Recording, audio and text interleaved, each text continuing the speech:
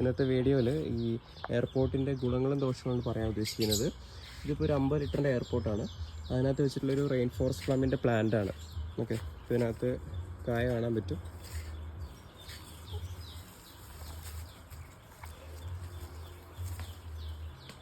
അപ്പോൾ എയർപോർട്ടിൻ്റെ ഒരു അഡ്വാൻറ്റേജ് വെച്ചാൽ ഇതിനകത്ത് മഴക്കാലത്ത് ഉണ്ടാകുന്ന റൂട്ട് ഉണ്ടാകത്തില്ല. കാര്യം ഇതിനകത്ത് വെള്ളം കെട്ടിയിരിക്കത്തില്ല, ഫുൾ ഹോൾസാണ്.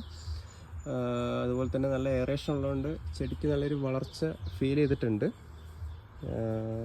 പിന്നെ ഇത് റീയൂസ് ചെയ്യാം. ഇപ്പോൾ ഈ പ്ലാന്റ് നമുക്ക് റീപോർട്ട് ചെയ്യണം തോന്നുകയാണെങ്കിലും നമുക്ക് ഈ സ്ക്രൂസ് അഴിച്ച് കഴിഞ്ഞാൽ നമുക്കിത് റീപോർട്ട് ചെയ്യാം, പിന്നീട് ഇത് റീയൂസ് ചെയ്യാം. അതൊരു വലിയ അഡ്വാൻറ്റേജ് ആണ് എയർപോർട്ടിൻ്റെ. ഇതിൻ്റെ ഒരു മെയിൻ ഡ്രോബാക്ക് എന്ന് വെച്ച് കഴിഞ്ഞാൽ ഇതിന് മഴക്കാലത്ത് ഇത് കുഴപ്പമില്ല. വേനൽക്കാലം ആകുമ്പം നമുക്ക് ചട്ടികളിലൊക്കെ ആണെങ്കിൽ നമുക്ക് ഇതിനകത്ത് നല്ല രീതിയിൽ വെള്ളം നിർത്തി കൊടുക്കാം. പ്രത്യേകിച്ച് നല്ല വെള്ളം ആവശ്യമുള്ള ചെടികൾ, ഇപ്പോൾ റെയിൻ ഫോറസ്റ്റ് പ്ലമ്മൊക്കെ ആണെങ്കിൽ നല്ല വെള്ളം ആവശ്യമുള്ള ചെടിയാണ്.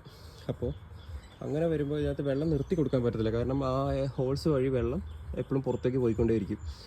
അപ്പോൾ അതാണ് ഇതിനകത്തുള്ള മെയിൻ ഡ്രോബാക്ക്. അപ്പോൾ അത് സോൾവ് ചെയ്യണമെങ്കിൽ ഒന്നില്ലെങ്കിൽ നമുക്ക് ഡ്രിപ്പ് ഇറിഗേഷൻ ആയിട്ട് ഉപയോഗിക്കുക. അല്ലെങ്കിൽ ഇങ്ങനെ വാട്ടർ ബോട്ടിലിൻ്റെ അടിയിൽ നമുക്ക് ഡ്രിപ്പ് സെറ്റ് ചെയ്യാൻ പറ്റുന്നൊരു കണക്ടർ മേടിക്കാൻ കിട്ടും. അത് വെക്കുകയാണെങ്കിൽ നമുക്ക് ഈ പ്രശ്നം ഒഴിവാക്കാൻ പറ്റും. കാരണം ഡ്രിപ്പ് തുള്ളിയായിട്ട് വീഴുമ്പോൾ ഈ വെള്ളം ഒഴുകി പോകുന്ന പ്രശ്നം അങ്ങനെയൊന്നും ഉണ്ടാകത്തില്ല. കൂടാതെ ഈ ചെടി ഫുൾ ടൈം ഇപ്പോൾ ഈ 24 hours വേണമെങ്കിൽ നമുക്ക് ഇതുപോലെ ഡ്രിപ്പായിട്ട് സെറ്റ് ചെയ്ത് വെക്കാൻ പറ്റും. അതാണ് എയർപോർട്ടിൻ്റെ മെയിനായിട്ടുള്ള ഗുണങ്ങളും ദോഷങ്ങളും. ഇത് റെയിൻ ഫോറസ്റ്റ് പ്ലമ്മിൻ്റെ ഒരു പ്ലാന്റാണ്. ത്രൂ ഔട്ട് സീസണിൽ നമുക്ക് കായ കിട്ടുന്ന ഒരു പ്ലംസിൻ്റെ ചെടിയാണിത്. ഇതിനകത്ത് തന്നെ ഒരു പഴുക്കാനായൊരു കായ കാണാം.